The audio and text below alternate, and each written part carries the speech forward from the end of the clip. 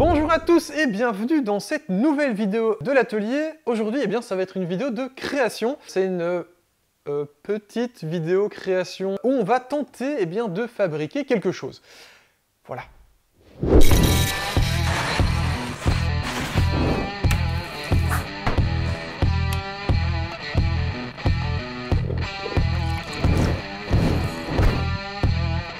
Dans cette vidéo, on a décidé en fait de s'attaquer aux chutes, au reste des bois torréfiés qui venaient de chez Sidus. Il y a une petite vidéo ici qui vous explique un peu le procédé de ce bois torréfié. N'hésitez pas à aller faire un petit tour. Il nous en restait pas mal parce qu'ils nous en ont offert beaucoup. On a utilisé une partie pour faire le fameux tonneau de l'épisode spécial Noël. Je vous renvoie aussi vers la vidéo si vous ne l'avez pas encore vue. C'est une vidéo plutôt sympa, mais bon voilà, finalement le bois n'avait pas été très utile puisque le tonneau il ne sert qu'à faire de la décoration, donc voilà. La première utilisation du bois torréfié n'a pas été une totale réussite, donc je me suis dit qu'on allait faire un truc un peu plus simple, et on va tout simplement réaliser une planche à découper, mais on va quand même twister un peu la recette, comme ils disent dans Top Chef, qu'on va y rajouter un truc que je déteste, on va y rajouter de la résine. Pourquoi je déteste la résine? Tout simplement parce que tous mes essais de résine ont toujours été des désastres. Et j'ai fini par me dire que il valait mieux laisser tomber la résine. Ce que j'ai fait pendant 1 an et demi à peu près, j'ai laissé tomber après mon dernier essai. Mais là, je pense qu'il est temps d'affronter mes démons et d'attaquer de front la résine, de me lancer dans le projet en essayant de me renseigner au maximum, parce que c'est souvent ça qui m'a fait défaut, c'est le manque de renseignements et le manque de connaissances, le manque d'outils et de temps pour le faire correctement. Donc cette fois-ci, j'ai réalisé une commande chez Polyester Shop. C'est pas sponsorisé du tout, mais n'hésitez pas à aller faire un petit tour sur leur site, je mettrai quand même le lien dans la description. Et on va aussi, dans cette vidéo, découvrir un outil assez magique qui est le Shaper. C'est une défonceuse, vous allez le voir, une défonceuse vraiment assez incroyable, du moins de ce que j'en ai vu, ça a l'air vraiment fou. On découvrira tout ça dans cette vidéo, justement, on va découvrir l'utilisation de cette machine en espérant que ça marche. Et donc voilà, finalement, cette idée de simplement faire une planche à découper basique pour faire un projet facile à faire, va se transformer en projet complexe, puisqu'il va y avoir le défi de la résine et le défi de la shaper que je n'ai pas encore utilisé. Donc finalement, je croise les doigts pour que ça marche. On va donc pouvoir se lancer dans la réalisation de ces planches à découper. Une dernière petite chose, l'idée de cette vidéo, ça va être de réaliser au moins 2 planches à découper. Une qu'on va vous faire gagner sur Instagram, donc n'hésitez pas, le lien est dans la description, à aller faire un petit tour sur notre Insta. Il va y avoir donc un petit concours assez simple, où il suffit tout simplement de vous abonner à l'Insta et à aimer le post et à le partager. Et puis surtout, la deuxième planche, et la planche principale, on va essayer tout simplement de l'offrir à un YouTuber que je suis depuis très longtemps, qui est plutôt Twitcher, parce qu'il fait plus de live Twitch que de vidéos YouTube. C'est un créateur dont la spécialité, c'est la cuisine, et justement, le fait de faire une planche à découper, je pense que ça peut l'intéresser. Tout simplement, ce YouTuber, c'est Gastronogeek. Alors, j'ai pas besoin de lui faire de pub, parce que très franchement, si on lui offre, c'est peut-être potentiellement plus pour que lui nous fasse de la pub plutôt que l'inverse, parce que je pense que notre nombre d'abonnés autant YouTube que Twitch n'est pas concurrentiel par rapport à ce que lui peut avoir. Mais j'avais cette envie de pouvoir lui offrir cette planche, réaliser cette planche pour lui. Vous allez voir que le logo et le dessin qui est fait sur la planche est en accord aussi avec ce qu'il aime en plus de la cuisine. Donc je compte sur vous pour essayer de partager cette vidéo et essayer de faire remonter cette vidéo pour qu'il puisse au moins la voir et savoir qu'on veut lui envoyer, puisque malgré les différents moments où j'ai essayé de le contacter, je n'ai pas eu son adresse. En tout cas, je pense qu'il est temps d'arrêter de causer, parce que finalement l'intro va être plus longue que la vidéo, et de se lancer tout simplement dans cette création de planche à découper. Les premières étapes devraient être relativement simples, c'est après que ça va se corser. Restez jusqu'au bout pour voir un petit peu si on y arrive finalement.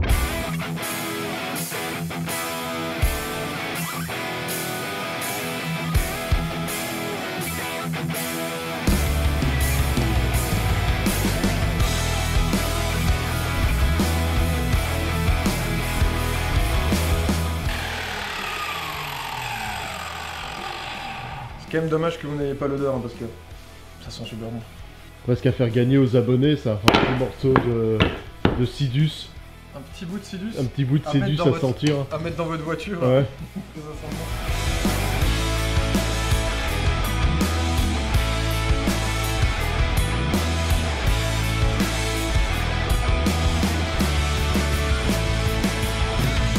bon. On va donc maintenant pouvoir passer à l'étape cruciale du collage, l'étape que je déteste le plus parce que c'est toujours le moment où ça merde, où ça coule partout. Bon ici normalement c'est simple, c'est juste 2 bouts de planche à coller les unes à côté des autres. Le seul truc un peu différent d'habitude c'est que j'utilise de la Tide Bond numéro 3. Pourquoi? Parce que de 1 elle est waterproof. Or, on va faire une planche à pain ou à découper, et donc on va potentiellement devoir la nettoyer. Et en plus, elle est, c'est indiqué à l'arrière, non toxique, et elle est prévue pour des supports alimentaires. C'est une des seules colles qui indique clairement qu'elle est à aptitude alimentaire, donc c'est la seule que j'ai pu acheter, pour laquelle je suis sûr que ça risque pas au niveau alimentaire. On verra un petit peu ce qu'elle donne, mais en tout cas là on va l'utiliser pour coller les planches. C'est parti.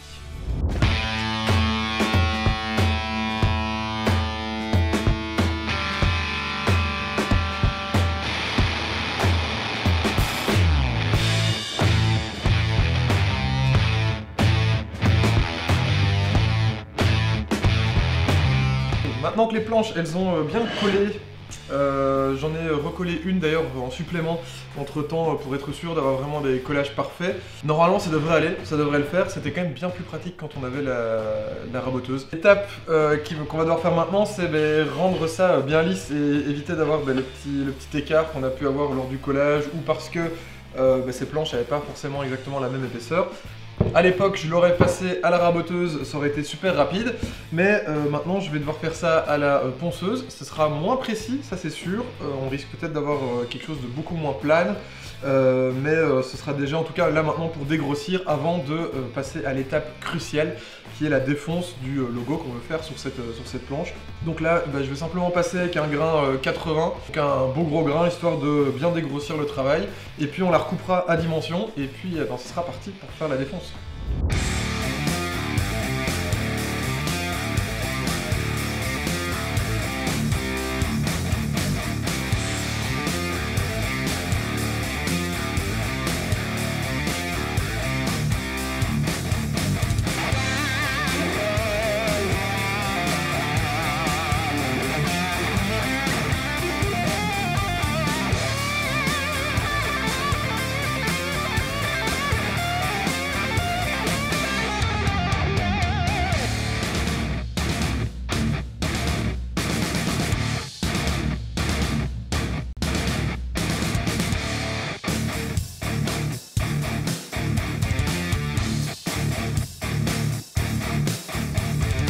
Vous avez vu que donc c'est poncé, c'est coupé. On a fait 3 planches en tout. Au départ on devait en faire que 2, mais on en fait 3 comme ça par sécurité.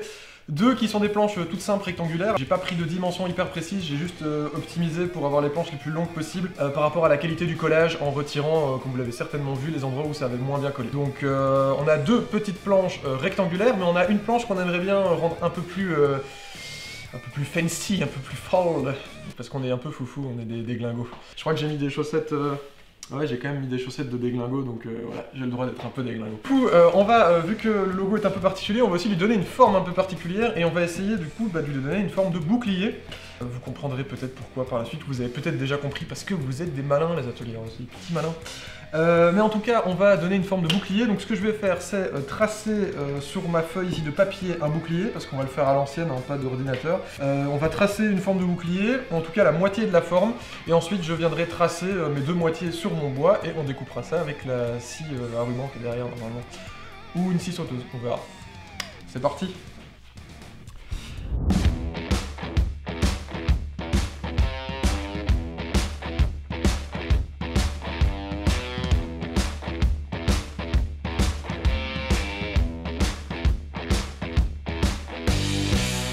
Maintenant qu'on a nos planches de bois qui sont coupées, qui sont mises à dimension, eh bien on va pouvoir passer à l'étape cruciale, l'étape incroyable de en faire vraiment des planches vraiment sympas, puisqu'on va venir utiliser ici au Makilab, qui est donc le Fab Lab de Louvain-la-Neuve, une machine incroyable que j'ai eu l'occasion de tester. Ceux qui nous suivent sur Instagram doivent pu le voir d'ailleurs, n'hésitez pas, les liens sont dans la description, Instagram, Facebook, tout ça. On va venir essayer une machine incroyable qui s'appelle une Shaper. C'est une machine qui est sortie il y a vraiment pas très longtemps, on n'en voit pas encore beaucoup pour l'instant. C'est une machine qui va nous permettre en fait de réaliser une gravure sur le bois de manière hyper précise grâce à un fichier qu'on a tout simplement créé sur ordinateur. L'avantage ici d'un Fab Lab, dont par exemple le Fab Lab de Louvain-la-Neuve, donc le Makilab, c'est de pouvoir venir utiliser ces machines sans avoir avoir besoin de les acheter parce que bon, une shaper c'est à peu près 3000 €. Donc à moins que vous nous fassiez un maximum de dons sur notre Utip, dont le lien est aussi dans la description, on risque de pas pouvoir en acheter une tout de suite. Donc l'avantage dans le Fab Lab ici, c'est de pouvoir venir utiliser cette shaper et bien sans devoir l'acheter tout simplement. Donc n'hésitez pas à aller dans la description, vous avez aussi un lien vers le Makilab pour vous informer si vous êtes de la région et que vous passez souvent sur le Val-la-Neuve et que vous avez des petits projets comme ça, que ce soit de l'impression 3D, de la découpe numérique, de la découpe de stickers, ce genre de choses, ils font tout ça. N'hésitez pas à aller faire un tour sur leur site pour voir un peu ce qu'ils vous proposent et voir bien comment vous pouvez vous inscrire, etc. Ça, tout est indiqué dans la description. Donc nous, on va partir dans le Fab Lab pour aller découvrir la shaper et pouvoir l'utiliser directement sur nos bouts de bois. C'est parti. Donc on se retrouve ici, comme vous l'avez vu en fait juste avant, dans le Makilab, donc qui est le Fab Lab de Louvain-la-Neuve, pour pouvoir utiliser cette super machine qui est la shaper. C'est une défonceuse en fait, tout simplement. Donc on a vraiment ici un moteur de défonceuse, mais le gros avantage c'est qu'on a toute une électronique embarquée qui va permettre de scanner la zone de travail, lui permettre de mettre un dessin exactement là où on veut sur la zone de travail, et ensuite en défonçant on va simplement suivre sur l'écran la ligne, et la tête de défonceuse va elle se déplacer légèrement pour rectifier un petit peu nos défauts de déplacement à chaque fois, ce qui fait que finalement on fait plus que la moitié du travail, et nous ici c'est le gros avantage, c'est qu'on va vraiment pouvoir faire un dessin parfait pour pouvoir le travailler par la suite. Ce qu'on a fait ici, c'est j'ai récupéré un logo que j'ai vectorisé, j'ai mis sur une petite clé USB que j'ai branché dans la machine. Il suffit d'importer donc le fichier que j'ai dessiné. Là il me montre directement l'espace de travail. Ce qui est parfait, c'est qu'on voit vraiment en photo l'espace de travail. Donc j'avais mis des petits repères qui sont plus ou moins là. Voilà, après on peut aussi se repérer avec la machine en elle-même, voir un petit peu où elle se trouve par rapport aux repères, et si on a de la chance, les repères font pile la taille du sabot. Voir si on est plus ou moins droit, si on est bien positionné. Une fois qu'on est bien positionné, on peut valider le placement, et ensuite, comme vous voyez, il va nous montrer tous les endroits qu'on peut venir fraiser. Et là, on va pouvoir aller dans Fraiser, et sélectionner un endroit en se plaçant tout simplement dessus, et sélectionner si on veut travailler l'extérieur, l'intérieur, faire une poche, donc vider tout l'intérieur, et aussi pouvoir régler surtout la profondeur de coupe, ça c'est important. Attention, qu'évidemment si vous voulez faire une profondeur très importante, il va falloir passer en plusieurs passes, donc ne pas faire toute la profondeur d'un seul coup. Voilà en gros.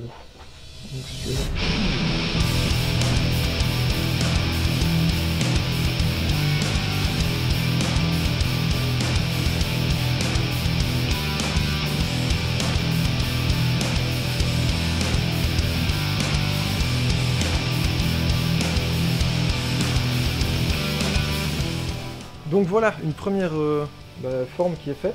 On peut remarquer que le travail au fond est pas pile, mais c'est pas très grave dans notre cas.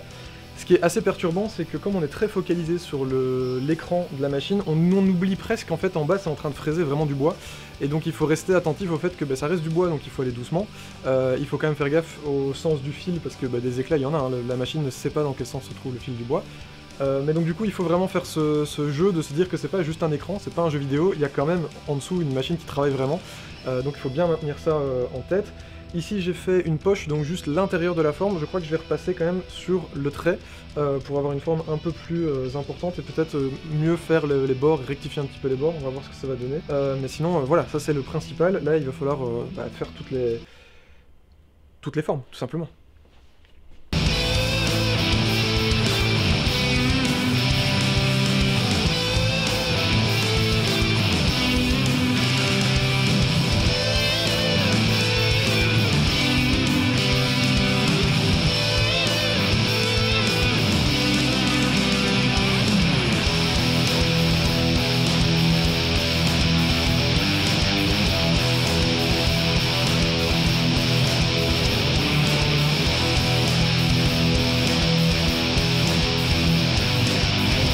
maintenant qu'on a nos planches qui sont bien défoncées, littéralement, mais surtout qui sont propres, donc j'ai, comme vous l'avez vu, nettoyé avec le ciseau les petits éléments qui étaient encore en trop, tout simplement parce qu'avec la shaper, on peut, comme vous l'avez vu, faire les contours extérieurs, intérieurs, et aussi faire ce qu'ils appellent des poches, donc c'est-à-dire évider tout l'intérieur d'un dessin. Ce qu'il y a, c'est qu'avec la petite mèche qu'on utilisait pour avoir la bonne précision au niveau des traits, eh bien ça prend beaucoup de temps d'évider l'intérieur. Alors on aurait pu s'amuser à changer de mèche. Maintenant nous ici, pour gagner du temps, on a gardé la même mèche, on a fait grossièrement l'évidage, et ensuite, ben, comme vous l'avez vu, je l'ai terminé au ciseau, puisque nous on s'en fiche que le fond soit nickel chrome, puisque bon, on va mettre de la résine, et surtout cette résine elle va être opaque, puisqu'on va mettre des pigments dedans.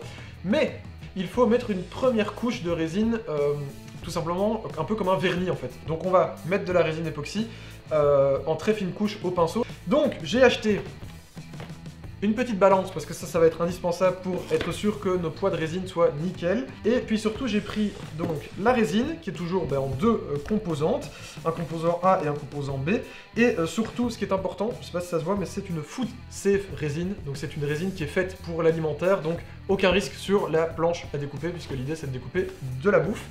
Et on a aussi deux petits pigments, mais ça on les verra plus tard, à rester dans la vidéo, parce que ça ce sera pour vraiment couler la résine par la suite. Donc là on va faire notre mélange de résine A et B en très faible quantité pour pouvoir tout simplement la placer au pinceau à l'intérieur du logo. C'est parti.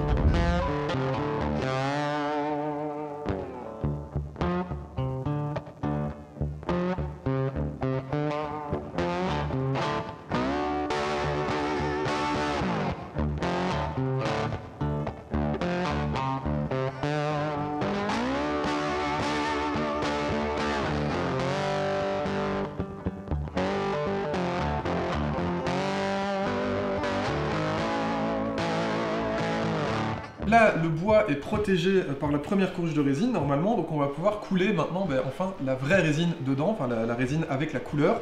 Mais la première chose qu'on va devoir faire, c'est créer un petit barrage autour pour éviter, si jamais on a de la résine qui déborde, qu'elle aille s'étendre partout sur l'entièreté. Donc maintenant que les plaques sont protégées, tout simplement, on va pouvoir se lancer enfin dans la résine. Comme je l'ai dit en tout début de vidéo, la résine c'est un truc qui me fait pas mal peur parce que j'ai eu que des problèmes avec les résines dans tous les autres projets que j'ai fait avec de la résine. Je croise les doigts pour que cette fois-ci j'ai un petit peu appris de mes erreurs au fur et à mesure et qu'on s'en sorte. On va faire notre mélange de A et de B avec la balance pour avoir le grammage bien précis. On va en faire un peu plus que la dernière fois, mais pas beaucoup plus parce que finalement il nous restait quand même beaucoup de résine. Mais cette fois-ci, à la différence, on va venir rajouter dedans des pigments. On a d'un côté du Magic Yellow et de l'autre côté du Shimmer Gold. Voilà, ça c'est mon accent anglais qui est aussi bon que mon accent allemand pour ceux qui regardent les autres vidéos. Je pense qu'on va s'attaquer surtout avec le Magic Yellow qui fait moins, comment dire, moins pailleté que le Gold. Donc à mon avis on va partir sur du Magic Yellow puisque Zelda c'est plutôt Magic. Donc on va aller sur le Magic. On va voir un petit peu la quantité qu'il faut que je mette, on va en mettre petit à petit et mélanger et on verra un petit peu ce que ça va donner. Croisons les doigts et priez pour moi.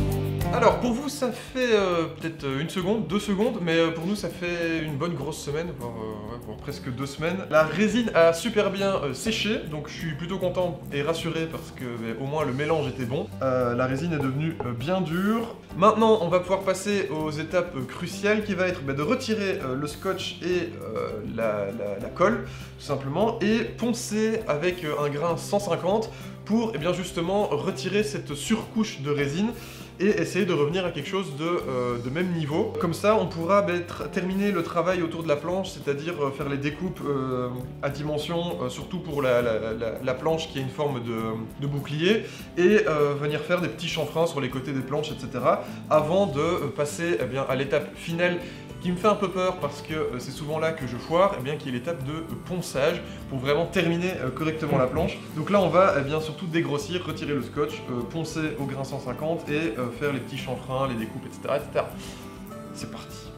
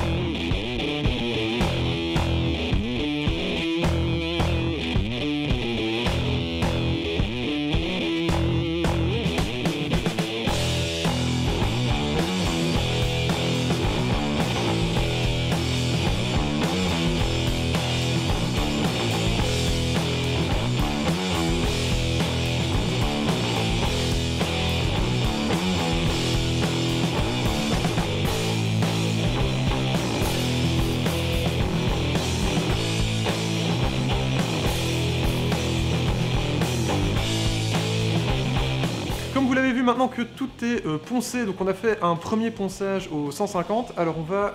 je n'ai jamais terminé en fait les planches avec ce produit, c'est le Rubio dont on a parlé déjà dans des vidéos précédentes, je vous mets des liens pour aller voir les vidéos. On avait fait une petite vidéo justement sur l'histoire de Rubio, et je vous avais promis qu'on le réutiliserait, ça y est, c'est maintenant, on va réutiliser du Rubio. Ici on va utiliser du Rubio pur, parce que c'est celui qui ne teintera pas du tout le bois ni la résine, simplement pour essayer de refaire sortir un petit peu le côté brillant de la résine, puisqu'une fois qu'elle est poncée, elle est hyper mate. Le truc c'est que le Rubio à la base c'est un produit qui se met sur du bois, pas sur de la résine. Donc ici il y a une petite technique qu'on a essayé d'apprendre en regardant les vidéos Rubio. D'ailleurs n'hésitez pas à aller sur leur chaîne YouTube parce qu'ils ont plein de vidéos hyper explicatives qui sont normalement assez claires. Nous en tout cas ici on va essayer de la suivre en mettant d'abord une première couche de Rubio qui va protéger le bois surtout, et ensuite après un certain temps de séchage on va pouvoir essayer de mettre une deuxième couche de Rubio pour plus spécifiquement sur la résine. Donc là on va faire notre premier mélange de Rubio et on va tout simplement recouvrir le bois. Et puis voilà, on va voir si ça marche.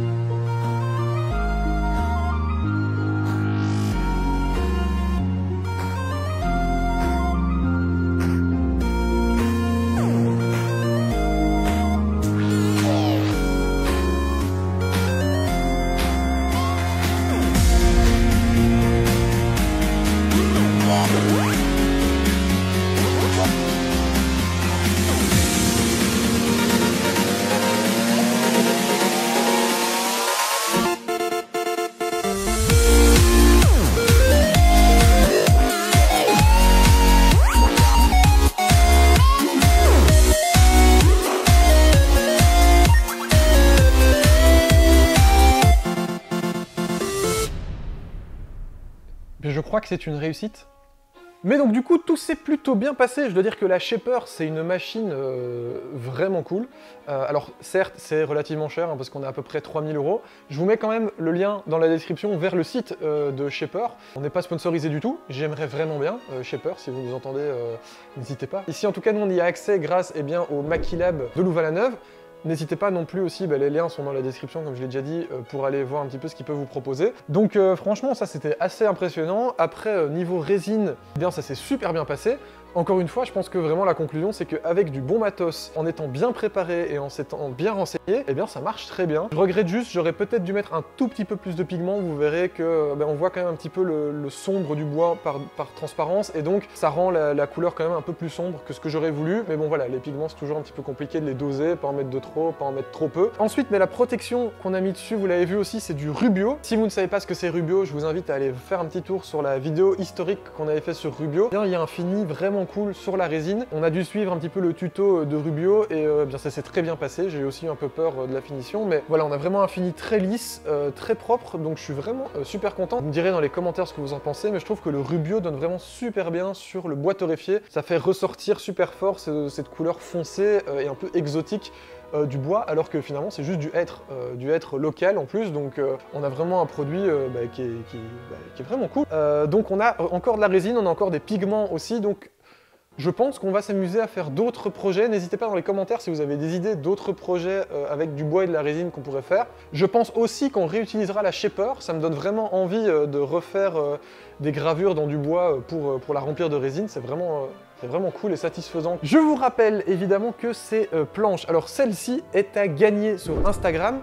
Le lien est dans la description. Il y a un petit concours qu'on aura mis en place dès la sortie de cette vidéo. Ce concours, je sais pas, il durera à mon avis une petite semaine, un truc comme ça. C'est un simple concours pour pouvoir gagner cette planche. On vous l'enverra chez vous si vous voulez être l'heureux gagnant de cette planche à découper. Et celle-ci, nous allons faire notre maximum pour essayer de l'envoyer à Gastronogeek. Voilà, si j'arrive à avoir les coordonnées pour lui envoyer, donc n'hésitez pas, je sais pas, si un de vous le connaît ou si vous avez un lien quelconque avec lui, à essayer de lui dire qu'on essaye de rentrer en contact avec lui pour pouvoir lui envoyer cette magnifique planche dont il pourra se servir soit pour couper son saucisson, soit comme décor tout simplement dans son décor Twitch, hein, s'il a peur d'abîmer cette planche, parce que j'avoue que moi-même j'oserais pas forcément couper quoi que ce soit dessus parce que j'aurais un peu peur de l'abîmer. Mais maintenant la résine c'est résistant, le bois c'est résistant, et s'il y a des griffes, des lignes de coupure, etc. dessus, on peut toujours les reponcer tout simplement pour récupérer quelque chose de plus lisse et remettre du Rubio par-dessus. Voilà, faudra pas hésiter. En tout cas, moi je suis hyper content de ce résultat. Je l'ai déjà trop dit, mais voilà, vraiment c'est un truc. N'hésitez pas donc encore une fois à nous dire dans les commentaires, d'abord si ça vous a plu, si vous avez trouvé ça intéressant, s'il y a des choses que vous auriez fait potentiellement différemment, et surtout si vous avez des idées d'autres projets qu'on pourrait faire avec la résine qui nous reste. En tout cas, un très grand merci à vous. N'hésitez pas à aller foncer sur notre Insta pour tout simplement participer au concours. N'hésitez pas à le partager un maximum sur Insta ou même sur Facebook, pour que un maximum de gens puissent voir notre travail, parce que je crois qu'il le mérite. Le melon du mec commence à devenir énorme. Merci en tout cas d'avoir suivi cette vidéo, d'avoir regardé cette vidéo. On se retrouve à la prochaine. Je ne sais pas quand exactement parce que je ne sais pas quand sort cette vidéo. Mais en tout cas, merci à vous et puis tchuss les ateliers.